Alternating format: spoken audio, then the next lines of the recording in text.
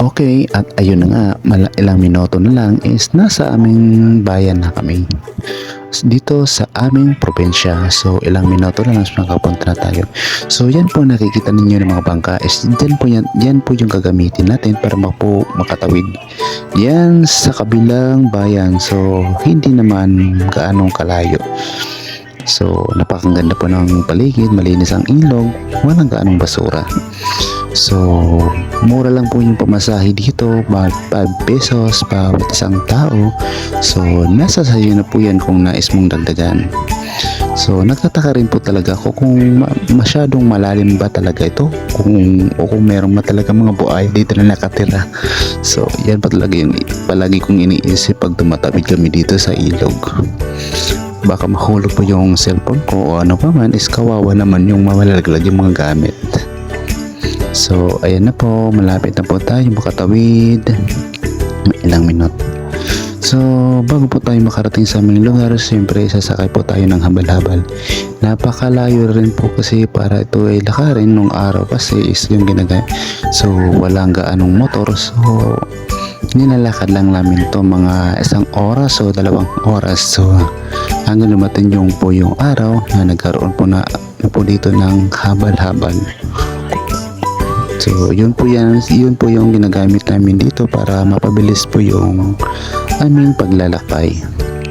So, mga 30 minutes po nito yung biyahe para po makarating kung saan lugar. So, yun na nga. At dahil hindi pa nga tapos yung daan, so ganito po yung ganito po yung itsura papunta sa amin. So ayun na nga, so bumaba na po ako sa balhabal kasi hindi na po kaya ng motor kasi masyado po talagang maputik. So ayan po, ayan. So mawibidyo na lang po ako sa inyo. So ako nasanay na is konting hirap na lang po ito para sa akin. Ayan. So swerte lang po tayo kasi hindi pa gaanong basa ang daan. So kasi pag naabutan ko po dito ng tag-ulan o kung nagkataon na nagbakasyon ka dito tapos tag-ulan, maputik na po talaga dito. Minsan lumalubog na po yung mga paa namin para dahil nga sa sobrang putik at sobrang lambot na ng lupa. So maswerte na tayo kasi ito na yung naabutan natin. Kaunti lang yung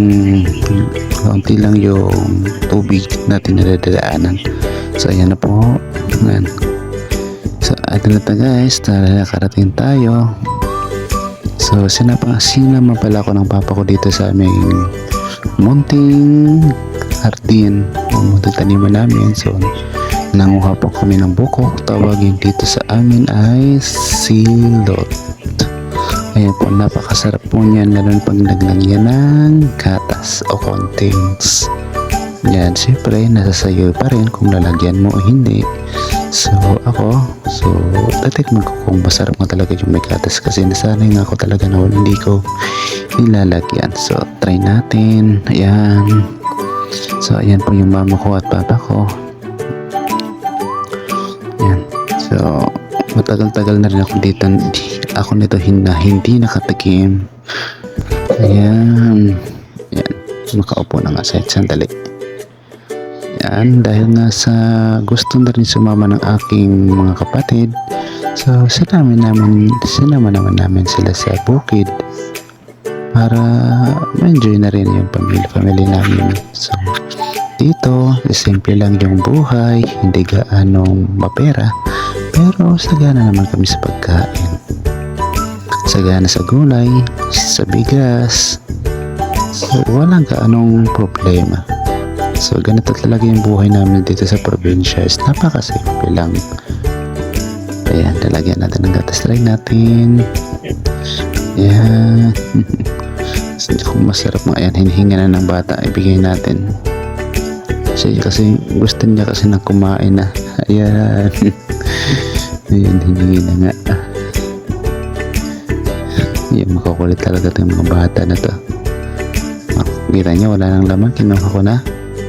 Ayan, ayan. Gusto ko dito magpakasawa kasi darating na naman yung araw na matagal-tagal naman ako makakatikim nito.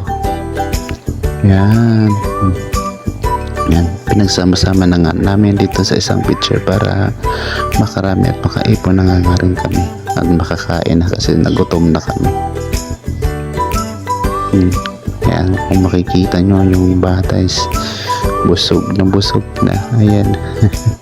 Mukhang gusto niya talaga yung buko o silot kung tawagin dito sa amin. Ayan.